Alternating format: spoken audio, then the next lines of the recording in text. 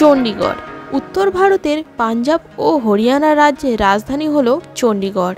এই চণ্ডীগড়ের নকশা করেছিলেন সুইস ফরাসি আধুনিকতাবাদী স্থপতি লে কর্বুসিয়ের। শিবালিক পাহাড়ের পাদদেশে মনোরমভাবে অবস্থিত এই শহর এটি ভারত বিংশ শতাব্দীর নগর পরিকল্পনা এবং আধুনিক স্থাপত্যের সেরা পরীক্ষাগুলির মধ্যে একটি। গত পর্বে আপনারা দেখেছিলেন আমরা কলকাতা বিমানবন্দর থেকে চণ্ডীগড় বিমানবন্দরে এসে পৌঁছেছি। এখান থেকে আমরা যাব মানালি। রাতে আমাদের বাস আছে এবং দুপুরটা আমাদের কাছে সময় আছে চণ্ডীগড়টা একটু ঘুরে নেওয়ার। তাই এখানকার বিখ্যাত রক গার্ডেন এবং সুখনা লেকটি একটু ঘুরে নেব।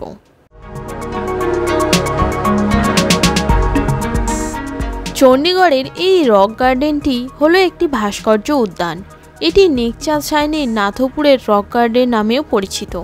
এর প্রতিষ্ঠাতা নেকচাঁদ সাইনি ইনি একজন সরকারি কর্মকর্তা ছিলেন। 1957 সালে অবসর সময়ে গোপনে এই উদ্যানটি নির্মাণ শুরু করেছিলেন।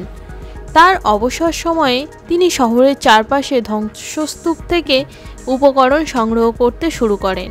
তারপর তিনি এই উপকরণগুলিকে পুনর্ব্যবহার করেন। রক গার্ডেনটি থেকে 1.2 কিলোমিটার দূরত্বে আছে সুখনা লেক। তার কাজের জন্য সুখনা লেকের কাছে একটি বনের মধ্যে একটি গিরিখাত বেছে নেন।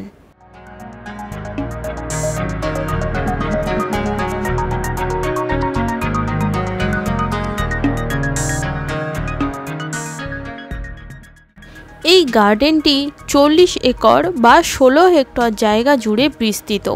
এটি সম্পূর্ণরূপে শিল্প, গৃহস্থালির বর্জ্য এবং ফেলে দেওয়া জিনিসপত্র দিয়ে তৈরি করা হয়েছে। এখানে মানুষের তৈরি একটি জলপ্রপাতও আছে।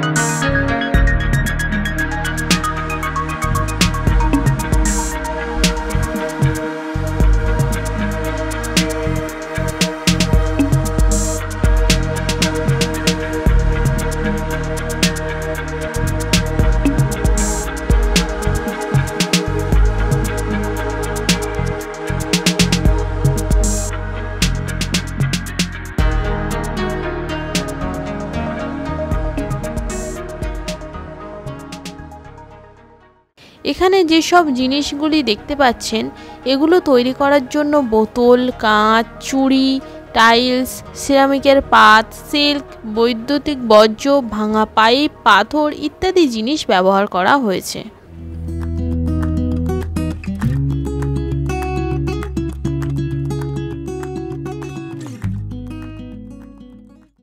রক গার্ডেনটি থেকে শুকনা লেক হেঁটেই চলে আসা যায়। সময় লাগে 15 থেকে 20 মিনিট। আমরা তাই হেঁটেই চলে এসেছিলাম লেকের কাছে।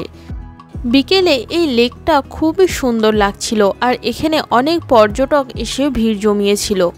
1958 সালে শিবালিক পাহাড় থেকে উৎপন্ন মৌসুমী প্রবাহ শুকনা চৌকে বাঁধ দিয়ে শুকনা হ্রদ নির্মিত হয়েছিল।